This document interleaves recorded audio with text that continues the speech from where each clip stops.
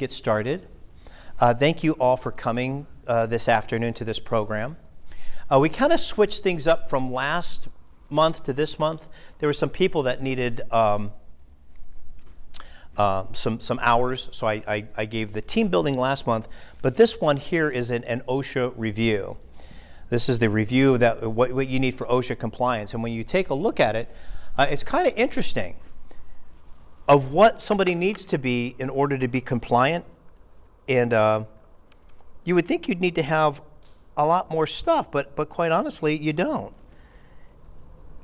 I'm taking a little pause for the cause here.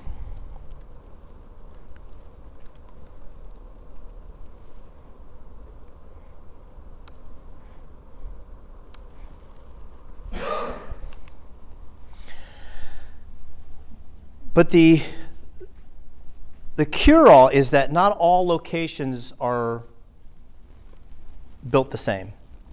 There's certain job descriptions that one department will do that the other one doesn't have to do. The big mistake that I see too is office personnel. They truly do not believe that OSHA compliance really falls under their category. And there are like 4 of the major OSHA compliance rules that do fall in the office folks. When I put this program together and I kind of threw some things together, because it's a review, it's nothing, no revelations that you haven't heard about. It just hit me the fact that I've been in safety for 28 years. That's a long time, 28 years. And I've been with AMP. October 16th was my 10th year that I've been with AMP. Now, on average, I visit most places every month, which would be 12 times a year.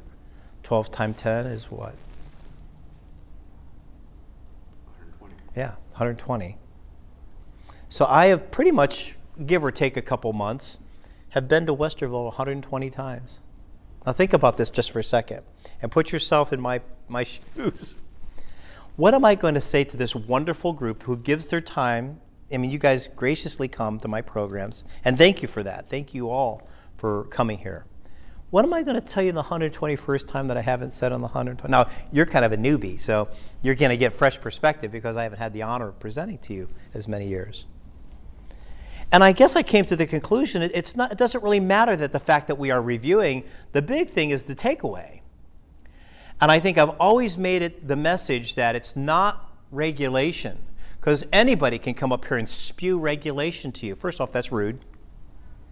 But nobody walks away with anything. There's no substance to that. I think the reason we take a look at the review of safety is that it's a relationship. Now, when we talk about relationships, that gets kind of sticky for some people. Because if I say relationships between one another, that also means compassion and love. Now, love is a real sticky situation when I look at you and tell you how much I love you.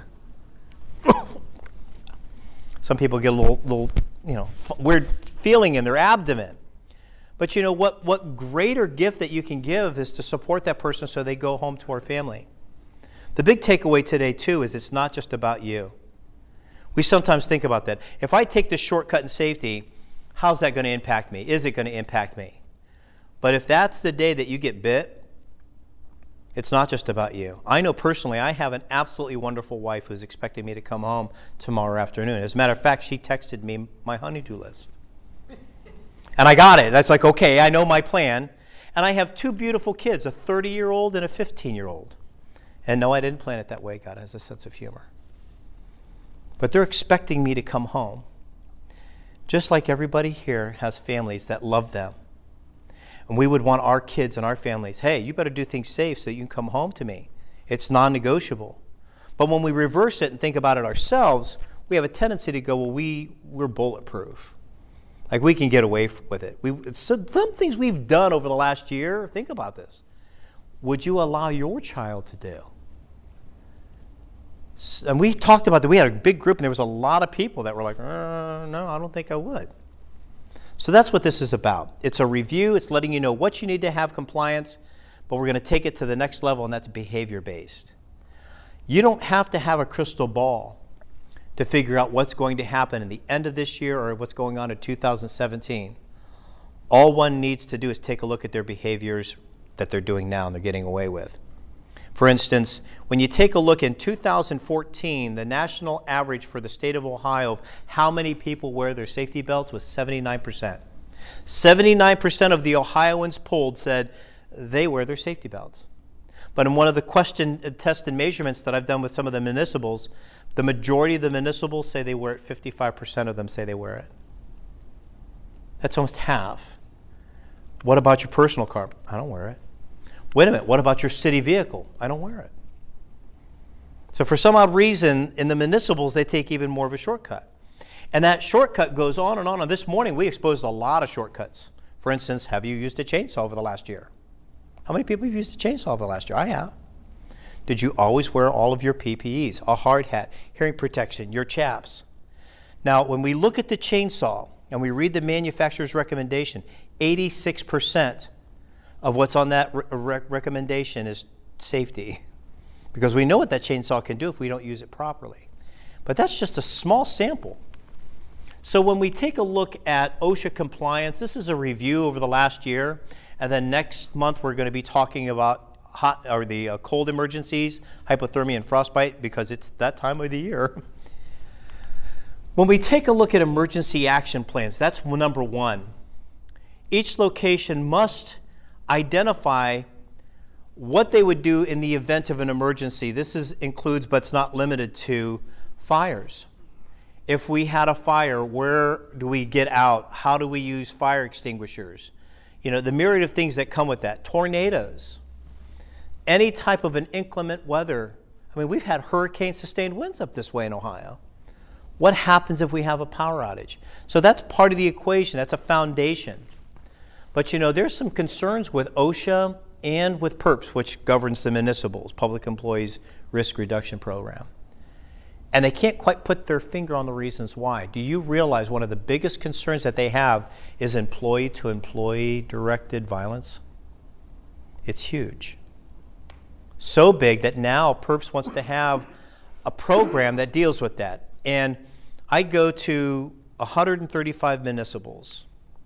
And did you know, and this is my professional observation and opinion, there are 4 top municipals that aggressively look at this topic, from violence in the workplace to active shooters, and Westerville is top 4. I mean that. There's some places that even, I do that training myself. I've done it this year 39 times. I'm getting ready to do it in Akron this week. It'll be my 40th time. I'm booking that class into September 2017. It's such a big concern. And there's still municipals that say we just don't want to touch it. Westerville and 3 other ones are the top ones that do this on a regular basis. And so employee to employee, employee to management. So if you're going to let somebody go, there needs to be a recipe on how you do that. You just can't tell somebody, sorry, we're going to let you go, but you can finish out the next 2 weeks. Because this person, I mean, most Americans are 2 paychecks away from being homeless. And when you think about that pretzel logic for a while, you can see how that panic would set in. One of the other factors are outside entities coming in to commit a crime. One of the big driving forces right now from law enforcement, and I'm a part-time police officer, is heroin. Heroin is off the hook. It is probably one of the worst epidemics that the United States has seen in the last 20 years.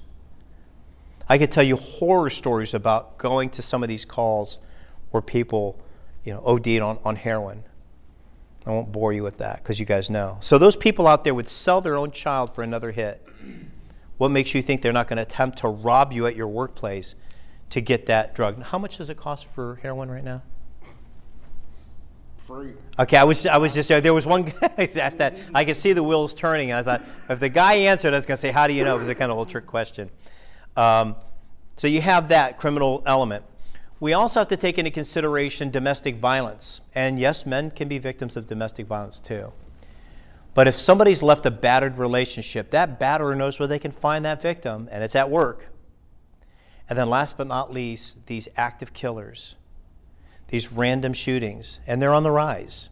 Now that doesn't mean we need to hit the panic button, but we do need to have a workable program with our local police, fire, and EMS.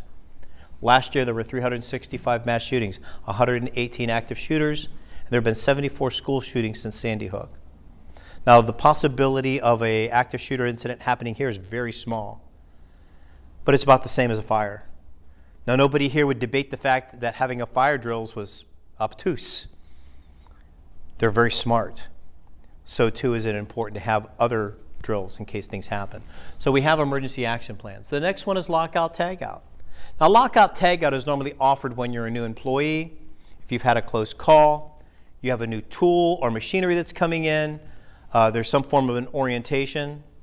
But some people make the mistake with lockout tagout thinking that it only affects people in construction or general industry. No, everybody needs to have lockout tagout, even you. Now, you have one person who locks and tags the machine out, and they're the only ones that are authorized to work on the machinery. And that's not you and me. You don't want my hands anywhere inside working parts. That'd be catastrophic. But then you have people that are qualified to operate the machine.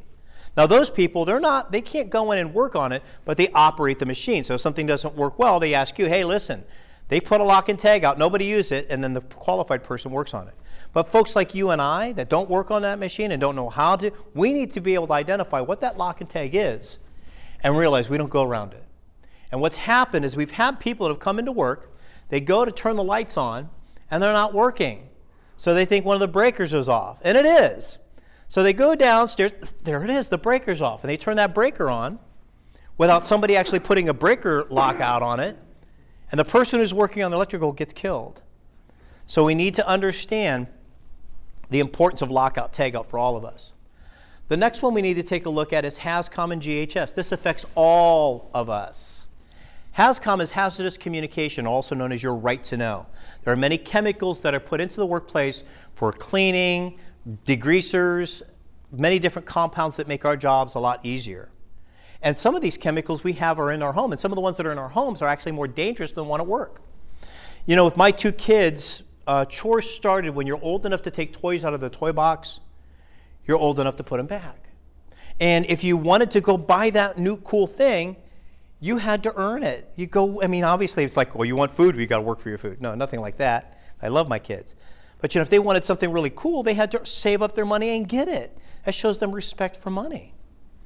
But you know, I can very vividly remember my kids saying, why do we got to wear these gloves? You know, think about this. Over the last 5 years, some of the stuff that you use in your house, that you clean with, with the toilet and the different things that scrub, did you read the label? Do you wear gloves when you're using those chemicals? Do you wear eye protection?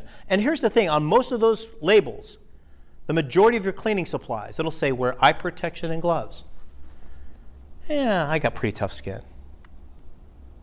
Let me hit it another way. Has anybody ever heard of the nicotine patch? Now, nicotine patches, I believe they go on your arm, right? They go on your arm. How does it work? Absorption? Yeah, you're absolutely. The medicine of that patch absorbs into your skin. And some people say within 15 minutes they can taste it in their tongue. Now, that's a medicine that's supposed to be introduced for a purpose. What makes you think that that chemical that you're using that has a possible carcinogenic compound won't do the same thing? You know, when I was a roofer, you know, I would get tar all over my hands. I don't care how much lava soap you use, it ain't coming off. What'll take that off? The 80s had this cute little redheaded girl, and she's like, I would give you a hug. Look at your hands, you're not touching me. Well, darn, I'm not going to get any kisses tonight. So, man, I'd get in there, and I remember very vividly coming off of a roof, and it was like 85 degrees. And if you've ever worked outside all day long, I mean, you're sweating and everything. And I very vividly remember washing my hands off, and about 15 minutes later, I could taste the gasoline in my mouth. What the hell is that? It absorbed through my skin because I was dehydrated. So look at chemical containers. Then we have GHS. That stands for the Globally Harmonizing System. And we talked about this in other programs. We have now evolved. All SDS sheets, we no longer call them MSDS sheets. All SDS sheets have to be uniformed. And that's a good thing. Have you started to see the new SDS sheets coming in with the new pictograms? There are 9 symbols, and those symbols stand for certain things. And I asked this morning, and people kind of looked at me like I had a third eye, and I go, I know what next year I'm going to cover. We're going to cover GHS again. Because then it's true, you have to have reviews because we don't really think about this stuff. With the new pictograms, you don't have to speak English to know what kind of chemical you're working with and what the dangers are of it. Just by looking at the 9 pictograms, I can tell you exactly what that chemical is and how to safely use it. The next thing we have is personal protective equipment. Now, mind you, these 6 topics have to be reviewed somehow, some way, every year. And I do it very interestingly, so you're not looking at the same program every year, too. But PPE is a very important piece. We know that we have administrative controls, engineering controls. PPE is really the last resort. But here's the deficit, and I'm going to show you based upon some of the statistics. Although they're provided to everybody here free of charge, people still choose not to wear it until something bites them and they go, I should have probably been wearing my personal protective equipment. Hearing conservation. This is another one that hits us all. Everybody here needs to make sure that they take care of their hearing conservation. Because the 2 things we understand about hearing loss is it's gradual, so you may not know you're losing it. What did you say? Did you say something? And unfortunately, it's permanent. You never get it back. Bloodborne pathogens. OSHA is very concerned about hepatitis B, C, and D, and HIV, the virus that causes AIDS. We have a tendency to believe that we no longer have a problem with these viruses because nobody really reports it. I challenge you, and I do this research. I live in Stark County, Canton, Ohio, and I'll call the health department. Now, they obviously won't tell you who has it because of HIPAA and anonymity. But there are a lot of people that have AIDS. Now, on their obituary, it doesn't say died of complications of AIDS. It says died of having problems with their liver or cancer or something else. There's a lot of people out there. And so we don't need to hit the panic button, nor do we need to walk around in bubble suits. But we need to understand that when we're around somebody, providing them with first aid, or if there's fluids, that we need to protect ourselves and other coworkers so that we're not exposed to other people's blood or body fluids. So this is one that we need to review on a regular basis as well. Now those are the 6, but notice this little one that pops in. After a hazard analysis, and you don't have to be a safety professional to do this, people getting together and going, for instance, confined space like we were talking about. Not everybody goes into confined space. But if you do, which you do, right, you have to have that ongoing training. Now the regulation says it doesn't have to be an outside entity that does it, but you have to have that training, trenches and excavations. You know, if we are working in offices, ergonomics. Some people make the mistake of going, well, that person's just sitting in there. They're doing a lot of repetitive motions, and they may be sitting in a way that's over a long-term period of time causing some type of cumulative damage.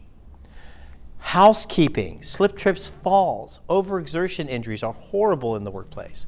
So we all need to have a good job hazard analysis and let that dictate the other types of trainings that we need. So it's not a kind of a one-stop shop, cookie-cutter approach. Let me show you an image. Now, once again, I'm not trying to be inappropriate. I know somebody goes, it's a naked woman, and yes, I know. But how many people think that this image is spinning clockwise? Nobody? How many people have no idea where they're at right now? Okay, don't answer that.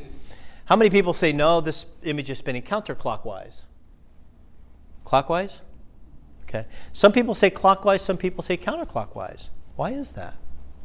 It's like a perception. You're absolutely right. You're absolutely right. And women do that better than men. If you look at her foot and blink right now, can you make her switch directions? Can you? It's hard, isn't it?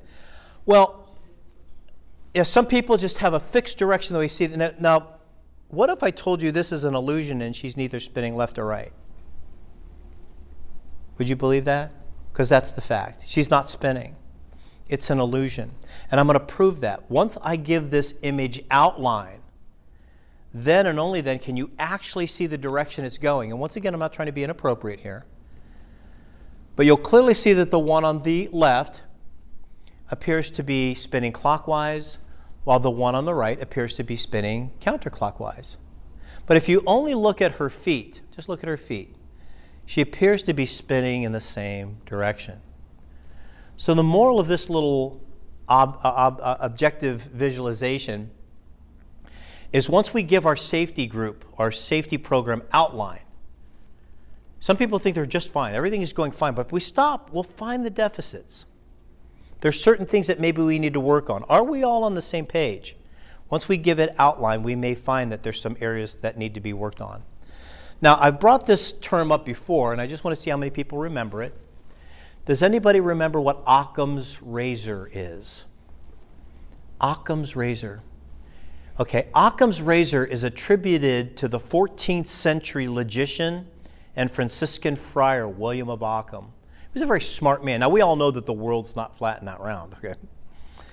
But a lot of his theories and practicums are still used till to this day. So what is Occam's razor? Pretty simply, when you have multiple observations, theories, or competing hypotheses which make the exact or similar predictions, and all things equal, the one that's the simplest explanation is the one that's correct.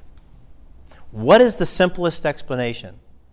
Our moms use Occam's razor. Don't talk around the bush. Don't beat around the bush. Don't talk in circles. What happened?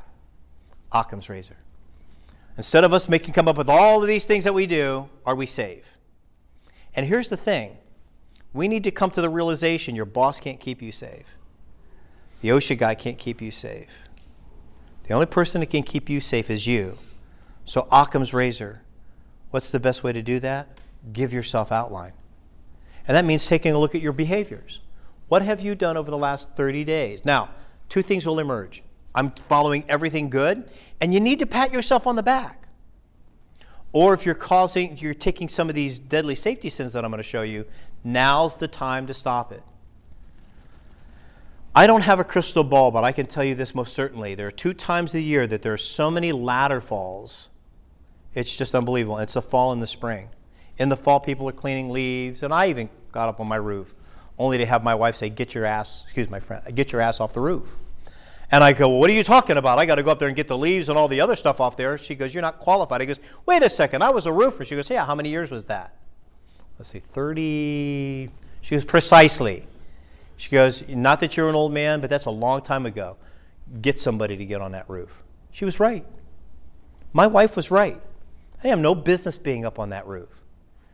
There are a lot of people that fall on ladders because now I'm really good with ladders. But I mean, how many times have you watched somebody get a step ladder and step on the top step? Is that what it's designed to do? How many people here have done that in the last 5 years?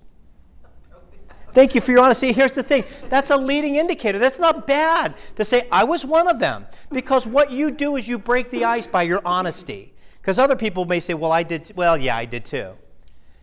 And see, the thing is it wasn't that you were lucky that you didn't get yourself hurt. It's just that inopportune time didn't present itself. Or how many times do people stand on a chair, and it's one that swivels, to get to a higher level because they think that's okay? The chair is not weight rated for us. And that list of shortcuts that we do is long and distinguished. You were just brave enough to say, I'm one of them. And the thing is that as a safety geek over this last year, I fit in that category too. And it's really something when your wife catches you. I thought you were a safety geek. Yeah, I am a safety geek. Well, where's your eye protection? Well, she was right. So we do have to be our brother's keeper. Now, I have a really cool video to show you. It's a really, really good example of Occam's razor. Huh? Oh. Ah! Really? Yeah. It's good, eh, bro? Go again. Okay. Ah! There you go. I think it's all in the neck. Do it one more time.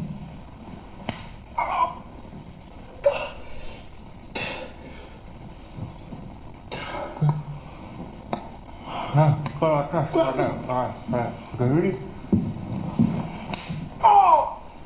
Yeah. Neck agility. Yeah, what like that? Neck agility. Neck agility. Neck agility.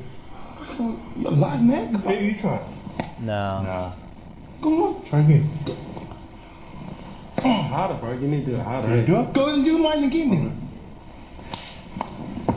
Now, eventually he'll figure out, wait a minute, something isn't adding up, or if not, at least I've given a couple of you guys a little activity to do around the Thanksgiving holiday.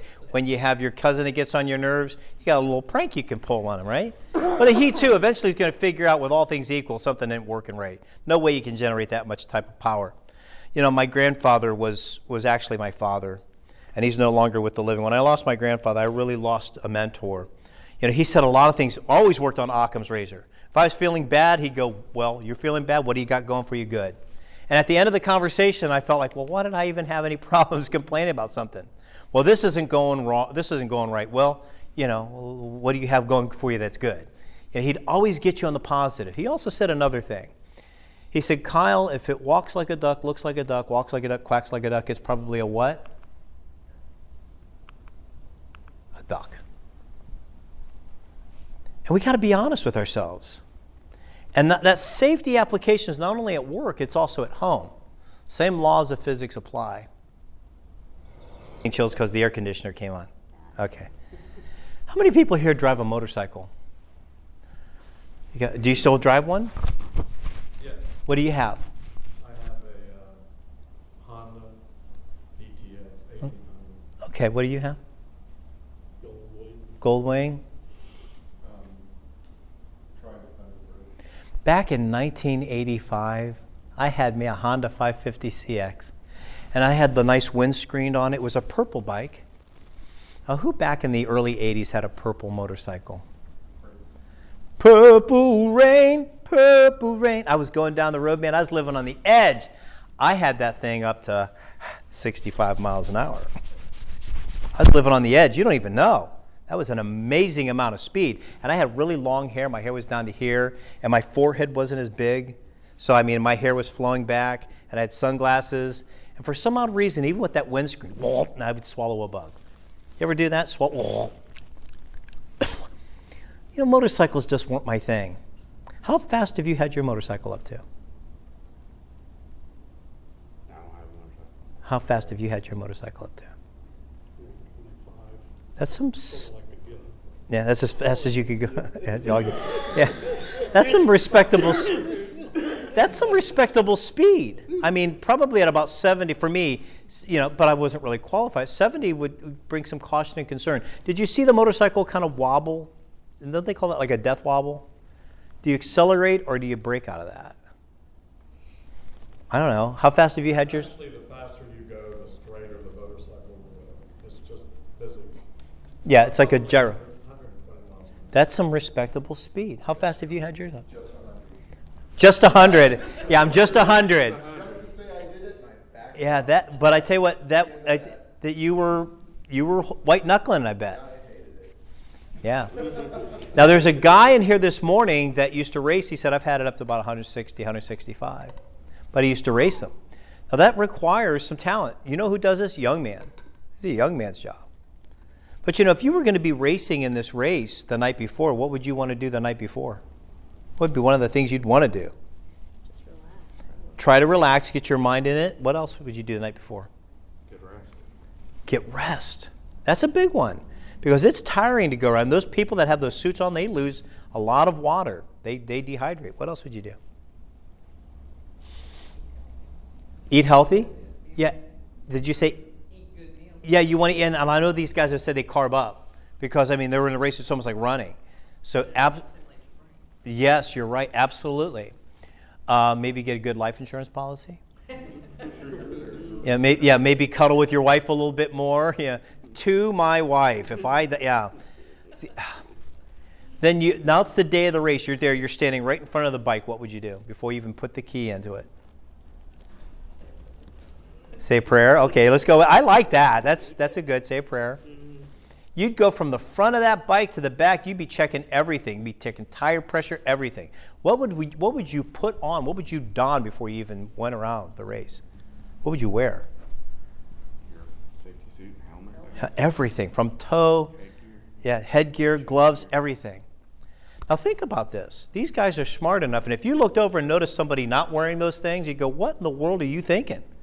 Well, I've done this before. I've never crashed before. It'll be all right. Well, what happens if you do? If you hit the pavement, it's going to be bad news. Nah, I'm an expert. I've done this before. You see where I'm going with this? When you take a look at some of these professionals that are doing their jobs and they don't follow safety procedures or protocols or don't wear their PPEs, that's what they're saying. If I had one of these guys here and unfortunately he lost his life racing in this, and I got a worker, a municipal worker, and God forbid he's lost his life what he did, no one's going to say, how did he die? Dead is dead. So this guy died in a crash. This guy here died in a crash, and somebody hit him on the roadway because he didn't have reflectability, or they didn't see him. Dead is dead. And like I said, these guys come up with really cool things. Remember I said the airbag? This is their airbag. Their suits have airbags in them. So if they come off the bike, they deploy. If they get ready to hit, these airbags will deploy. And I don't drive a motorcycle anymore. I just want a pair of these gloves. That's amazing, isn't it? They look pretty cool, almost robotic. That's pretty cool. So imagine if we applied the same factor to our work environments at work and home. And I think if we play the what if factor, especially when it comes to PPEs, we have to go there. We have to give it outline. And Occam's razor, we've got to be honest. That's the greatest part of Occam's razor, is being honest with ourselves. What if I take that shortcut? Am I willing to accept the injury that may come with it? What if I know a coworker is unsafe and not wearing PPE? That's a tough one. Because in the questionnaire that I gave out, I've asked people, would you be mad if somebody confronted you about taking a safety shortcut? No. My gosh, if you see me doing something unsafe, tell me. But then you ask them, would you confront somebody if you noticed it? They don't. They don't want to do that. You can confront me, but I ain't confronting you. What is it that they're afraid of? That's what it is. It's fear. They don't want that person to get mad at them. What if I was injured? A reality that when you have 10 people in the room, one person has experienced it in the workplace. What if I was no longer here? Over the last 10 years, I've gone to 6 funerals for municipal workers. And all the municipals I go to, that's a low number, thank God. But with the injuries that happened, they didn't have to happen. They didn't have to happen. And you know, when that person dies from a work-related incident, it doesn't just affect them and their family. Every person that works with them is in fact impacted by it. You know, who's going to take care of my family? I mean, the questions go on and on. Do we wait for an event to ask these questions, or do we look at what we're doing now? Now's the time. Now's the best time, the in time, the now.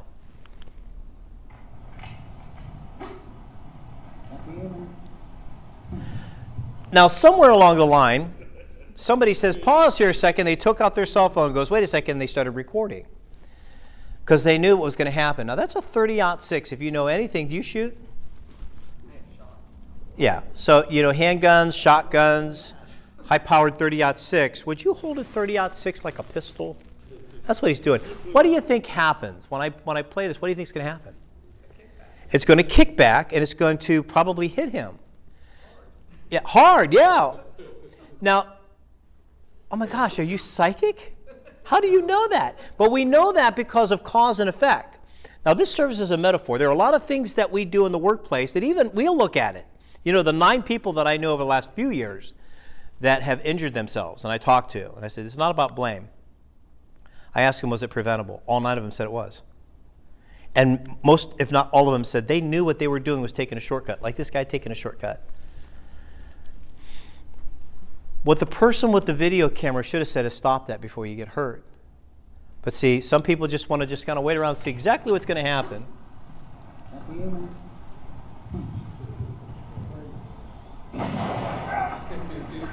Now that doesn't surprise anybody, right? We automatically know what's going to happen.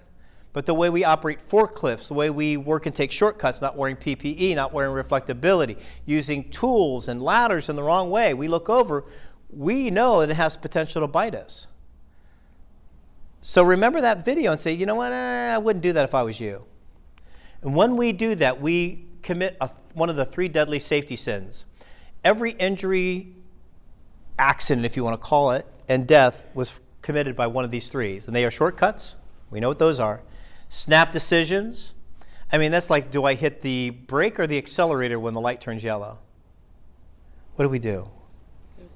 You go through it really, really, really fast, right?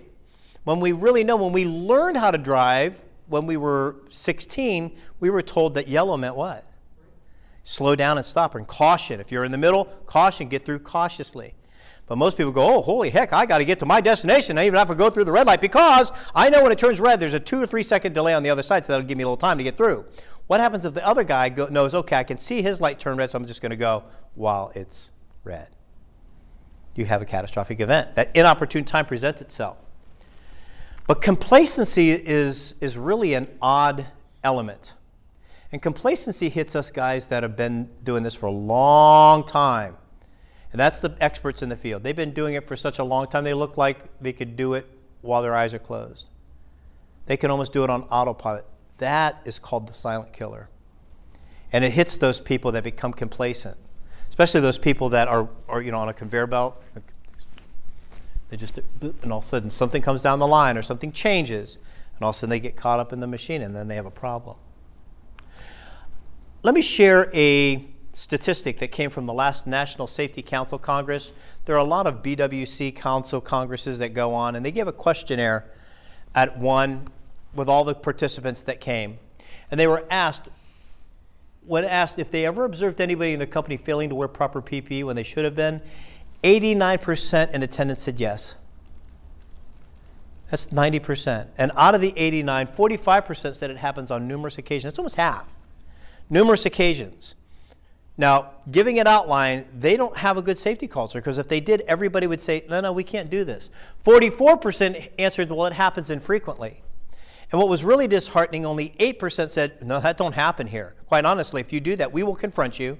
If you have a habit of that, you will be reprimanded all the way up to dismissal. Your health is non-debatable, and that's what blows me away. There have been people I've seen in 11 feet trenches. They were 11 foot down.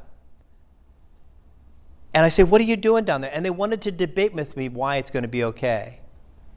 The soil's okay. You're in a roadway, vibrations, and you got raveling of stones in C-class soil, and it's wet, which automatically downgrades the soil.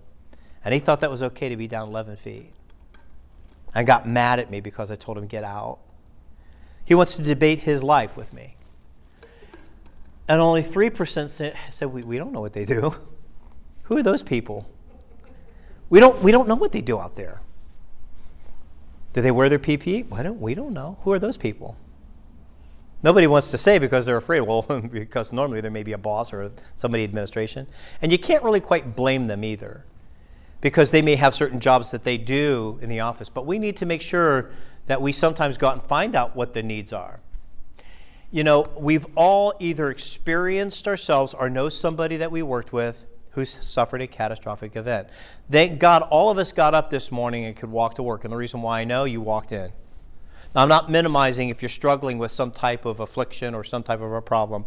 I pray that you find a balance with that and that you get better. But at least we were able to come in and walk. We have our fingers and toes. I notice that you're focusing in on me, so you have your vision. You have your hearing, and sometimes we take those things for granted. But there's some people that if they had the opportunity to play it all over again, man, would they do things differently. One person that I'd like to introduce you to, and I've met, is Mr. Crow. He's now dedicated his life to talk about safety to people so that they don't make the same mistake that he's made. See, he'll tell you it's not just about me. He's going to tell you how it affected his family, his children, his co-workers, his friends, and it wasn't just about him, that it actually has the potential to make an impact on even a community. Total darkness. You could not close your eyes tight enough to see the darkness that I see today. I see absolutely nothing. How's everyone today? My son and I had a covey of quail going up an abandoned fence row out in western Texas. And as we had that covey scattered up the fence row, my son was over to my right about 25 yards. I yelled over at him to tell him, I said, son, I'm going on up the fence row. And he yelled back, okay. Well, a lot of people come up to me after I get through speaking and say that by you talking about hunting, we hunt so much, or fishing, or boating, or whatever off the job, and that we just never really thought about the safety aspect of it, of getting hurt off the job. How many times have we been in safety meetings and been at work and we tell our employees, make sure you communicate. Make sure people know where you're located. And I just told my son I was going on up the fence row. And the quail got up, and they've got a mind of their own. Instead of going that way, they decided to go back where they come from. Where do you think my son thought I'd say? He thought I went on up the fence row. Not seeing me standing over there in that brush, he turned and shot me in the face with a 12-gauge shotgun. And I went from uncorrected 20/20 vision to lights out, just like that. And I collapsed down on the ground, and I'll never forget hearing my son. There were so many people, the nurse told me that there were so many people outside supporting my family. That's when it just really come to me that it's not just about me, that this accident didn't just affect myself, it affected my family, my friends, my co-workers, everyone. We was meeting with the doctors, and he said, "Man, I'm sorry." And I said, "You've done the best you can." And my wife had to ask that question that, you know, was one of those wife questions, motherly type questions. She said, "Doc, if my husband would have had safety glasses on, would it have blinded him?" Without hesitation, he said, "No, Miss Crow, it would not have blinded." He said any type of good eyewear this day and time would have reflected those BBs off of his eyes, and it would not have blinded him. I worked at a lignite-fired power plant. And the very first day that I arrived, they issued us 3 things: a hard hat, safety glasses, and hearing protection. Safety glasses. I wore them religiously for 26 years without any problems. But you know, my problem was, I wore them out at the plant, but I never would wear them when I went home. Because if anything was ever going to happen to me, it was going to happen at work. It would never happen away from work. Why? Because we talk about safety at work, so it must be the only place it's dangerous. Right? Wrong. I was able to apply for Leader Dog for the blind. We went to the facility, and I was walking down the sidewalk with Rudy, and he stopped. So I just turned around and I said, "Hey, instructor," I said, "what's he stopping for?" She said, "That little puddle of water in the sidewalk." She said, "You know, he doesn't know for sure if that water's this deep or that deep, so don't take the chance." And that's when it clicked with me. I said, "Oh, man." I said, "They can teach a dog in 1 year of training, don't take chances." And I went to 26 years of safety meetings and walk outside and roll the dice, hoping it didn't come up snake eyes. At first, after the accident, several people asked me, would I tell my story? And I said, no. One day, my wife said something to me that really got right next to me. She said, "You know, if you could tell your story and you could save one family the grief that we've had to go through, wouldn't it be worth it?" And when she said that to me, I said, "I'll do it. I'll do it." I speak from the heart. I speak the language they understand. I'm not trying to speak over their head. I'm just trying to relay a message that what happens to people like myself not only affects the person that happened to, but it affects, you know, everyone, your family, your friends, your co-workers, everyone around you. I told this one guy I worked with at the power plant, it would just tear me up if I was to do something that got someone else outside hurt. So just because you are not the one that has the accident does not mean that you might not be involved in it.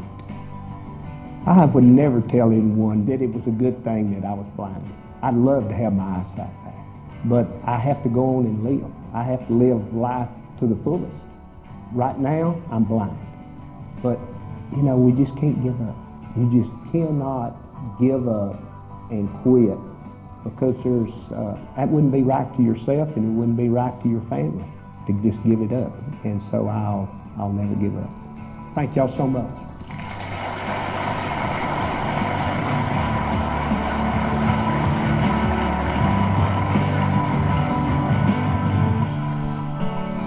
You know, his message always touches me in a way that, you know, you think about, gosh, what were some of the things that I did in the past that could have resulted in an injury, God forbid, you know, losing one of my abilities. And I find that horrible to think about, maybe losing your sight.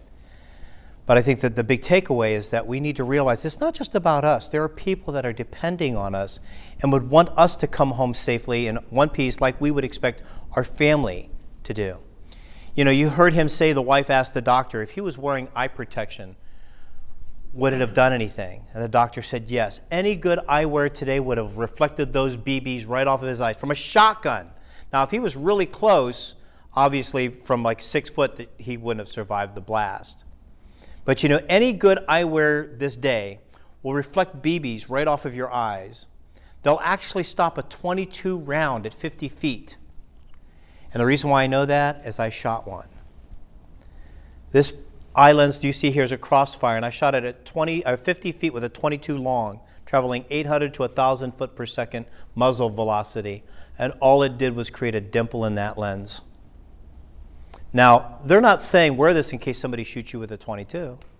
They're saying nothing's going to be ejected into your face traveling at that speed. So what do we want to do? Do we want to protect our eyes in the workplace, or leave these precious gifts that we have exposed to the elements, to dust, to chemicals, and to impact? So job safety analysis is pretty simple. You don't have to have initials after your name. Pull your team together. What are you doing today? What's the temperature going to be? Are we going to be working in roadway? What kind of tools are we going to be using? Are we qualified to use those tools, and are we going to take all of the preventative measures like PPEs with us to the job site? A lot of places don't take the 3 minutes that it takes to do that. It's simple. So how do we change a bad habit to a good one, or do more of something? How do we take something that we want to change, like if somebody's smoking? How do we change that? How about like if we want to do something more, like maybe walk more or exercise more? It's called a change cycle. You know, most habits are formed. Just like we have bad habits that are formed, after about 3 or 4 days, it starts to take on a habit. After 2 weeks, it's embedded. And if we know that about bad habits, we can apply those to good habits. And I found that out.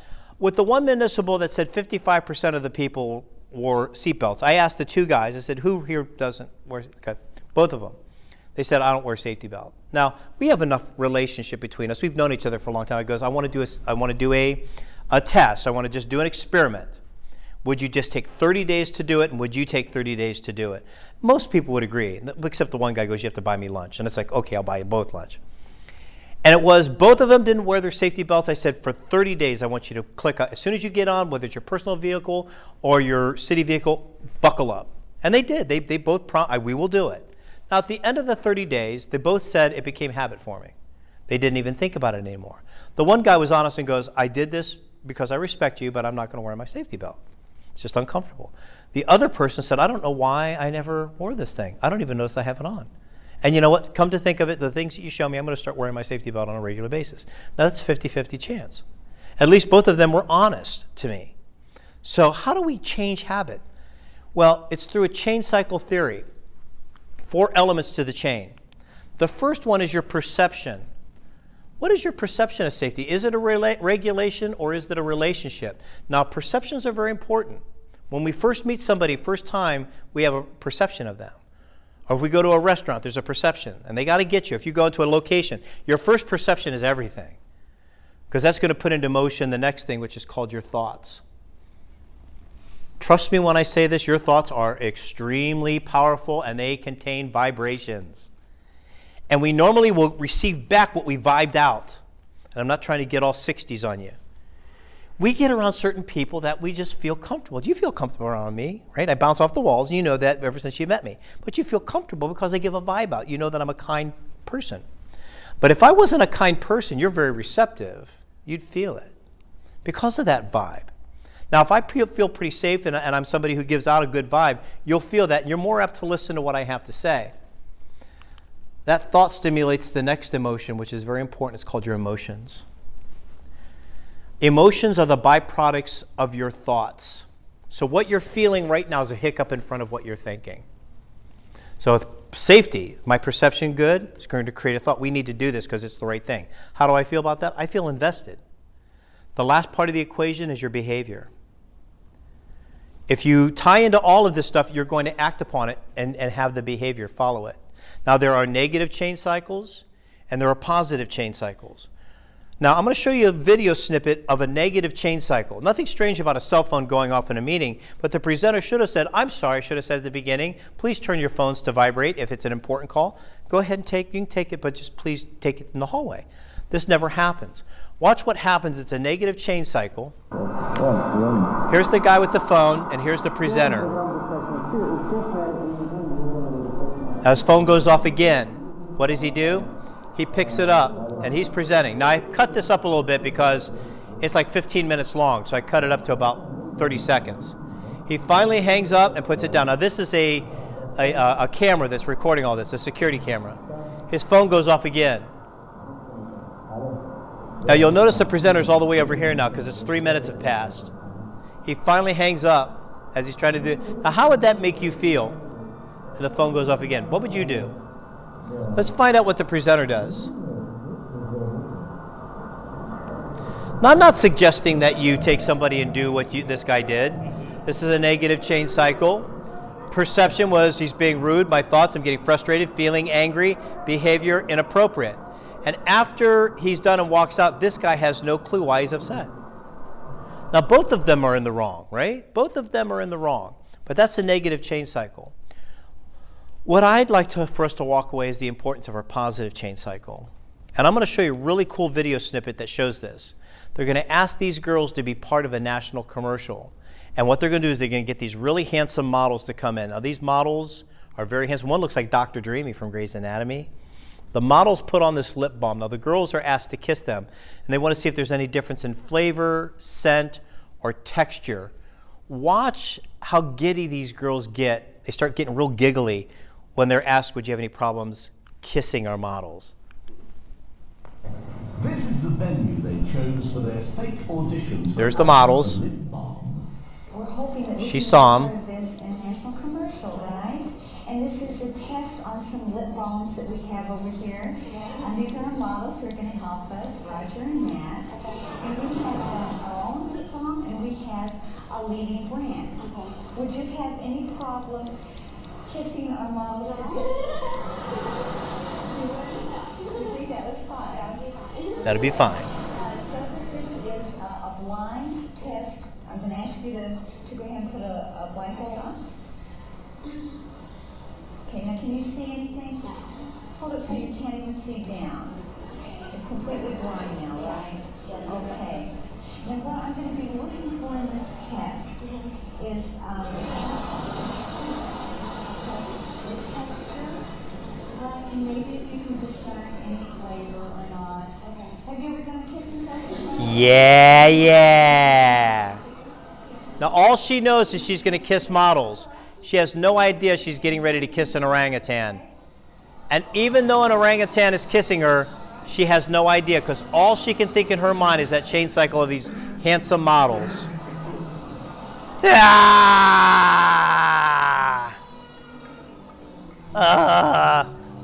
little banana flavor, that's not bad. All of these girls have no idea that they're kissing orangutans and chimps because all they can think about are these models. Okay. And Jennifer, how did that feel? Good.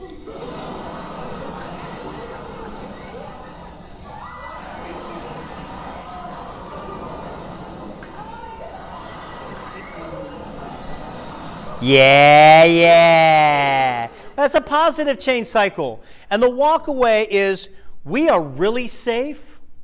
Think about this. We are really safe when we're connected to one another.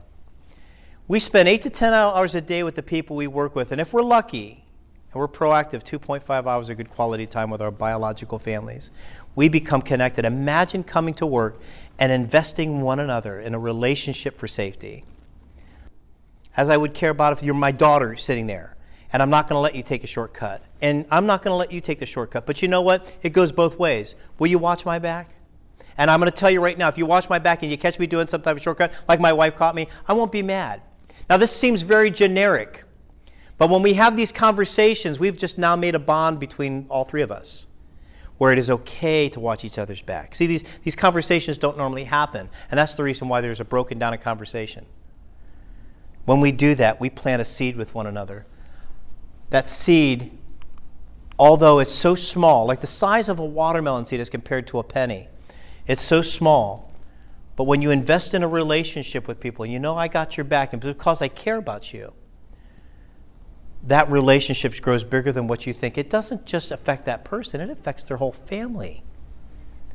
I think I told you about 6 months ago when I had my police hat, a paramedic and I worked on this guy for almost 11 minutes, and I'm in tip-top physical shape, and I was sucking wind. It was tiring.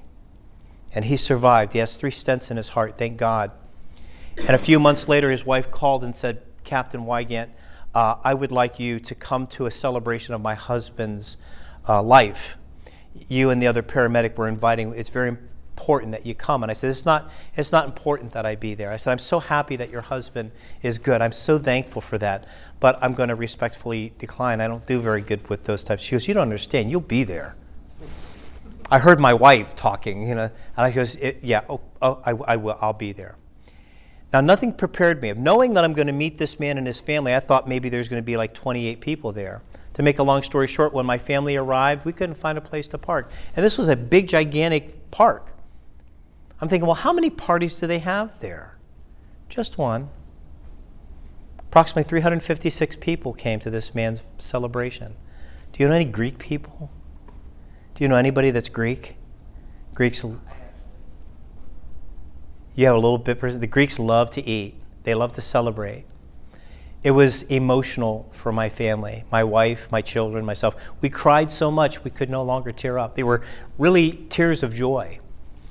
I mean, we got embraced and kissed so much. I had no idea the impact of this man, of how he was with his family, his extended family, his friends, and all of his coworkers who said, you gave us back an angel. That's when it clicked with me. That's when it hit me. That was the aha moment of how one person, and when we get involved, like doing first aid, CPR, but the biggest one is when you see somebody that's going to require first aid, if they keep doing something, stop them. I don't want to give you first aid. Or God forbid, go tell your next of kin that you're not coming home today because you died in a work-related accident. So all we have to do is follow the 10 commandments of safety, and they're pretty smart. Number 1, you are responsible for your own safety and for the safety of others if you are your brother's keeper. And it's easy to do when you have a relationship. Number 2, accidents are only preventable if we make them that way or take action. We can put all the posters up on, that we want that say all accidents are preventable.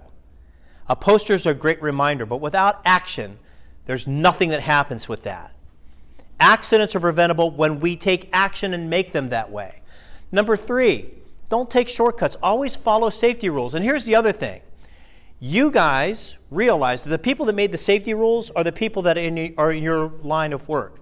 If you see something that goes, you know what, we need to create another one, before you retire, you could write a book, right? Probably a comedy. But there's a lot of things that are going on in your head. You have tremendous ideas. Don't just walk away with them. Share them before you leave. You could be making a whole new safety policy that in the future could really be saving somebody injury. Number 4, if you're not trained, don't do it. Don't be afraid to say, I don't know how to operate that forklift. I've never operated a chainsaw. I don't know how this is. And the city of Westerville and my relationship with them for 10 years will get you that training. Number 5, assess the risk and do that job safety analysis now that you see how easy it is. That's bringing your brothers and sisters together and saying, let's have a tailgate meeting. Number 6, use the right tools and equipment and use them in the right way. How many of you guys have used a screwdriver as a chisel? I did. You know what happens when you hit the screwdriver end with a hammer? It's not designed for impact. It can shatter, explode. Yeah, right? Number 7, lift safely. This is a big one. Slip, trips, falls, number 1, really. And overexertion injuries are off the hook. Just keep this in mind. If we're going to the gym to lift weights, not one person in here would go and say, I'm not going to warm up. We warm up, we stretch, we get our bodies ready to go in and start working up. That's a no-brainer. But very rarely do you hear people going to work and saying, I'm going to warm up a little bit. Hey, I got to unload this, I got to lift this. Wait a minute, let me take some deep breaths, let me stretch, let me work, let me warm myself up. Your body has no idea whether you're at work or at the gym. It knows there's the demand and now the load. And that, my friends, is the reasons why people have overexertion injuries at work. They put these electrodes onto construction workers that work on roadway, and they put the same electrodes on bodybuilders. Do you know who put more stress on their bodies? The roadway workers.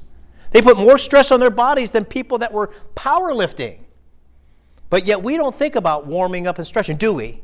Does your team do that? So you can breathe that life into them saying, listen, wait a minute, we're going to be doing a hard job here. Let's warm up a little bit. Let's stretch. Number 8, always wear your PPE. You may have worn those PPEs like we looked at Mr. Crow. He said, I wore them for 26 years. And that day, he didn't apply the same safety rules when he was going out with his son, and now he's blind for life. Number 9, practice good housekeeping and get it out of your head it's somebody else's business. Let me tell you straight up, and I've been there before. As a matter of fact, it was one municipal over, it was Jackson Center. And I got there, was just nothing but a sheet of ice. Now, I'm a guest. Is that my responsibility to remove that ice? Yes. Now, some people go, no. So logically speaking, you go, well, you're a guest. No. But what if your mom works there? And your mom's getting ready to come in there, and I, able-bodied, had the ability to shovel it and put some salt down. What do I tell you or tell your mom? Well, I didn't do it because I don't work there. Everybody's responsible. If I go there and it's slippery, by gosh, I'm asking for a shovel and a salt. How long does that take? And they go, oh, you don't have to do that. I goes, yes, I do. I have to practice what I preach. And number 10, safety is not a one-time commitment. It applies at safety at work, at home, and like I said, with Christmas lights and with Halloween and the leaves falling. Please be careful with these ladders every single year. And Westerville is a big one. Now, a lot of people are at home, they do this. We know this. It's a big one. That's the reason why I don't put Christmas lights on my house anymore. Guess what I do? Have you guys seen that light shower that's out there? You seen the light shower? It's a pod. I put 4 of them up, and it puts all of these laser beams all over my house and my trees. It takes me 15 minutes, and I plug it in.